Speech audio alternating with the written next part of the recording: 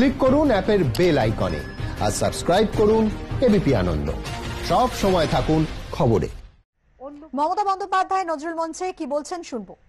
সন্ধ্যাদি থেকে শুরু করে জয়দা থেকে শুরু করে সুভাদা থেকে শুরু করে নৃসিংহদা থেকে শুরু করে সুবোধদা থেকে শুরু করে সবাই আসেন, আরো অনেকে আসেন।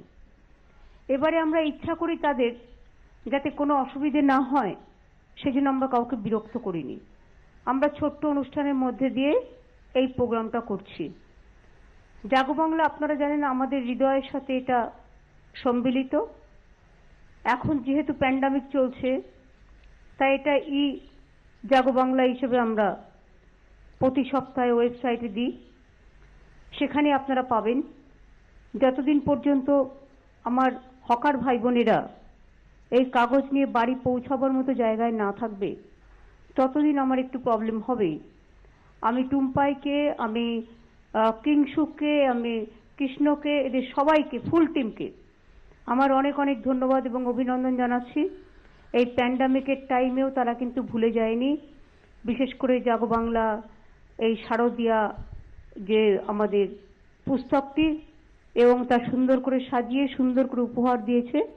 এক একটা সংখ্যা, এক একটা বই মনে রাখবেন মানব জগতে এক সৌন্দর্যের সৃষ্টি করে। এবং জাগো বাংলার প্রচ্ছদটা আপনারা দেখেছেন, এটা থিম হচ্ছে মা দুর্গা করোনা থেকে বাঁচাবার জন্য গণপতি তার ছোট ছেলেকে কোলে রেখে দিয়েছে, কোলে আগলে রেখেছে করোনা থেকে বাঁচিয়ে। তার মানে হচ্ছে মা সবাইকেই বাঁচাতে আসুক এই পৃথিবীতে, এই করোনা নামক এই দুরারোগ্য রোগ থেকে মানুষ মুক্তি পান। প্রায় 8 মাস আমরা একে একজনের সাথে কথা বলতে পারি না। এই 8 মাস কেউ কারো বাড়িতে যেতে পারে না। এই 8 মাস বাজারে নিশ্চিন্তে বাজার করতে পারে না। এক দুর্বিষহ অবস্থা। এরকম কোনোদিন ঘটবে জীবনেও ভাবতে পারিনি। ইভেন বড় বড় যুদ্ধতেও মনে হয় এত দিন ধরে এই ধরনের একটা প্রকোপ চলতে পারে না, চলে না। আজকে সব মানুষই প্রায় দুঃখী, প্রত্যেকে আনন্দ করতে চায়, অনেকে তো ডিপ্রেসড হয়ে গেছে। বাড়িতে থাকতে থাকতে বাচ্চারা এমনকি স্কুলে যেতে পারে না, স্কুলে গেলে বন্ধু বান্ধবদের সাথে কথা বলে, মেশে, অনলাইনে ক্লাস চলছে।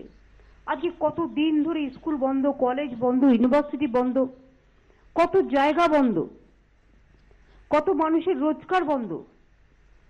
অত্যন্ত কঠিন পরিস্থিতির মধ্যে দাঁড়িয়ে তবু আমাদের দিন আসবে, দিন যাবে, সময় তো থেমে থাকে না, ঘড়ির কাঁটা থেমে থাকে না, ঘড়ির কাঁটা পেরিয়ে চলে। আবার পুজো এসে গেল। আমরা ভাবছিলাম পুজোটা কত দূর, কিন্তু প্যান্ডামিক ভাবতে ভাবতেই 8 মাস যে কোথা থেকে পেরিয়ে গেল আমরা কেউ কিছু বুঝতে পারলাম না।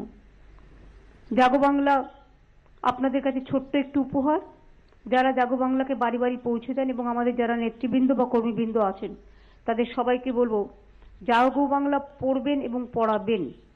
এর মধ্যে কিন্তু আমার নিজস্ব লেখাও কতগুলো থিম লেখা আছে, যেগুলোকে টুম্পাই, কিংশুক, তাতাই বা কৃষ্ণরা সুন্দরভাবে সেটাকে একটা তৈরি করেছে, একটা রূপ দিয়েছে। আমি নিজে দেখলাম, আমি নিজেই অবাক হয়ে গেলাম। আমার একটা কবিতা বই আছে, কবিতা বিতান, ওটা প্রায় 946টা কবিতা আছে। নেক্সট ওটা 1000-এর ওপর হয়ে যাবে, কারণ লিখতে লিখতে লিখতে লিখতে সংখ্যা তো বাড়ে, সংখ্যা তো বেড়ে যাবে, 102-এর বেশি হয়েও গেছে। আমরা গানটা কেন সৃষ্টি করলাম?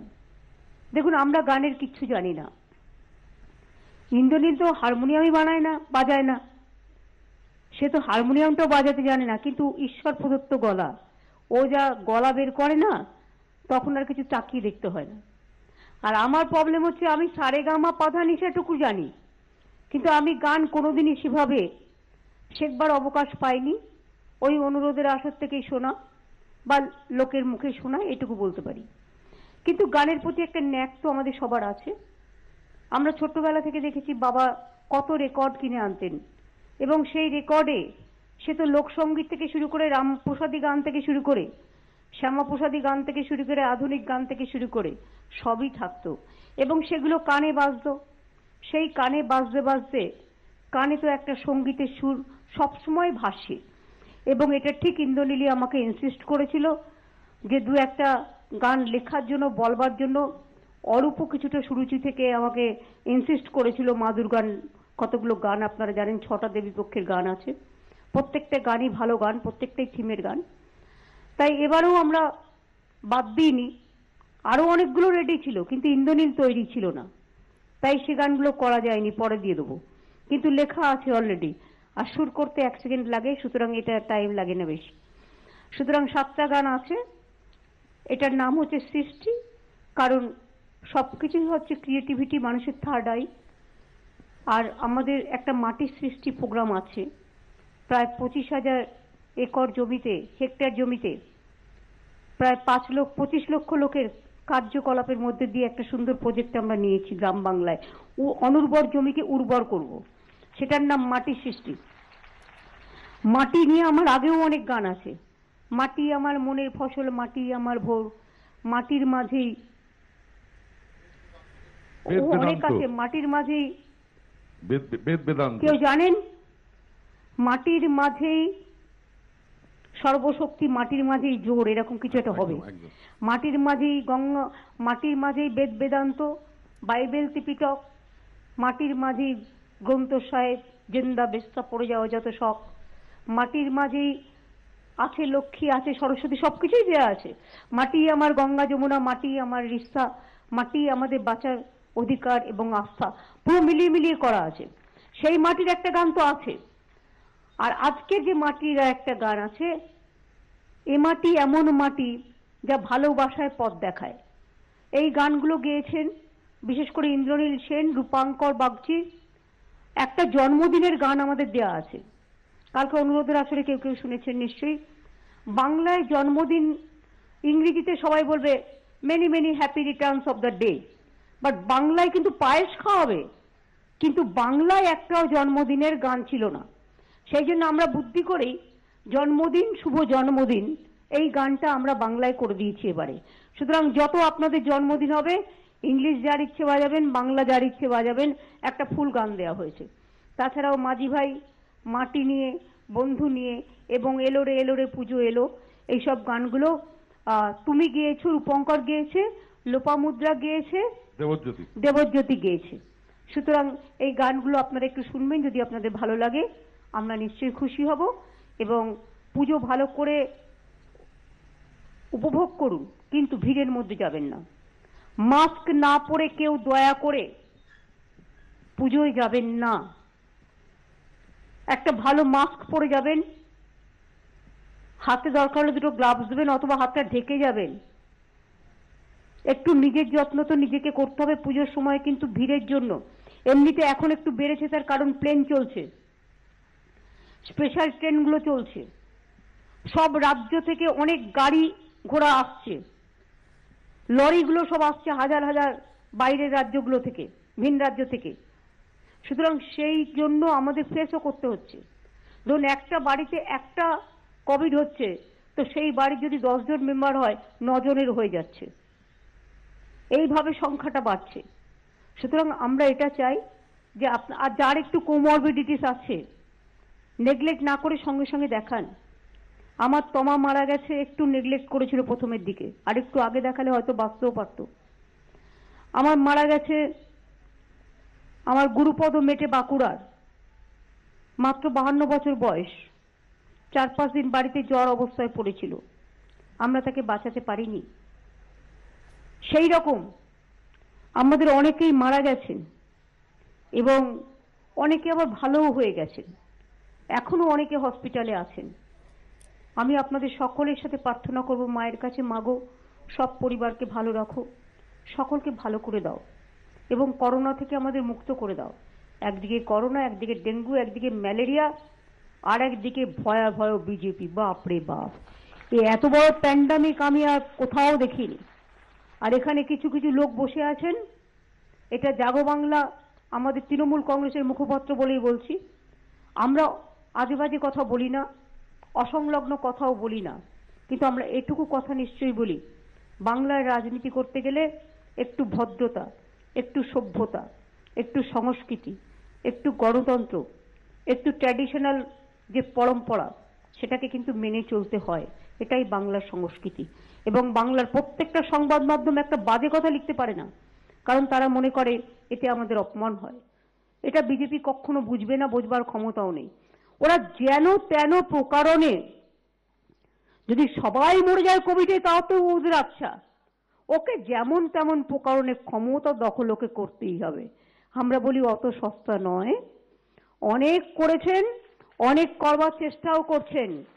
আপনাদের মতো এই অশুভ শক্তিকে বিনাশ করবার জন্যই ওষুধ দলনী মা এই পৃথিবীতে আসে, মনে রাখবেন।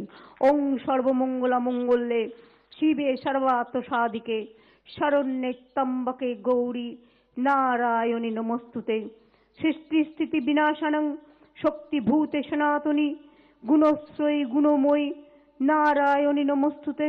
শরণাগত দীনার্থ পরিত্রাণ পরায়ণে সর্বশক্তি হরে দেবী নারায়ণী নমস্তুতে। ওং জয়ন্তী মঙ্গলা কালী ভদ্রকালী কপালিনী দুর্গা শিবা ক্ষমা ধাত্রী সাহসধা নমস্তুতে। মা মহাদেবকে বাদ দিয়ে হয় না, তাই বলি ওং মহাদেবং মহাত্মানং মহাযোগী মহেশ্বরং মহাপাপ হরং দেবং মকরায় নমো নমো। নমস্তে ব্রাহ্মণ্য দেবায় গ ব্রাহ্মণ্য হিতায় চ জগদ্ধিতায় কৃষ্ণায় গোবিন্দায় নমো নমো। হে কৃষ্ণ করুণা সিন্ধু দীন বন্ধু জগৎপথে গোপেশ গোপিকা কান্ত রাধাকান্ত নমস্তুতে। আমরা এই পুজো উপলক্ষে সব ধর্মের মানুষকে আহ্বান জানাচ্ছি, সর্বধর্ম সর্ববর্ণ সর্বজাতি সবারই করি আহ্বান, এসো উৎসুক চিত্ত, এসো আনন্দিত প্রাণ। সুন্দরেরই পাদপীঠ তলে যেখানে কল্যাণ দীপ জ্বলে সেটা হোক স্থান, সবারই করি আহ্বান। সবাই ভালো থাকুন, সুন্দর থাকুন। সবাইকে উৎসবের দিনগুলোর দুর্গা পুজো, লক্ষ্মী পুজো, কালী পুজো, ছট পুজো, জগদ্ধাত্রী পুজো একেবারে বড়দিন পর্যন্ত উৎসবের সব শুভেচ্ছা জানিয়ে যাই। তবে বিজয়াটা এবার একটু বেগ পাবে। আমিও বিজয়া করি প্রায় 3-4 দিন ধরে, আমার কাছেও সবাই আসে, কিন্তু যেহেতু আর ফিজিক্যালি টাচটা বারণ আছে প্রোটোকল অনুযায়ী, কোভিডের প্রোটোকল অনুযায়ী, তাই হয়তো এবারে যেমন উদ্বোধন আমি ভার্চুয়াল করে দেবো, তেমনি মনে রাখবেন এবারে বিজয়াটাও কিন্তু নিজেদের সামলে করতে হবে। বাড়িতে বাড়িতে নিজেরা নিজেদের করুন, ফোন করুন, দেখা হলে হাত জোর করে নমস্কার করুন, কিন্তু একসাথে গিয়ে বিজয়া পায়ে হাত দিয়ে প্রণাম করে বা এ করে এটা করা যাবে না।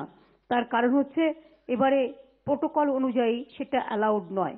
তাই এবারে কখনো দেখুন আপনারা দিল্লিতে তো পুজো করতে পারমিশনই দেয়নি, মাত্র একটা পুজো চিত্তরঞ্জন পার্ক। কালীবাড়ির পুজো তো ছেড়ে দিন, কালীবাড়ি তো এমনিতে রেগুলারই হয়, ওটার সাথে সম্পর্ক নেই। উত্তরপ্রদেশে একটা পুজো পারমিশন দেয়নি, আসামেও পুজোয় পারমিশন দেয়নি। আমরা একমাত্র বাংলায় পুজো করছি, তার কারণ জাতীয় উৎসব এটা আমাদের, কি করে ভুলে যাব।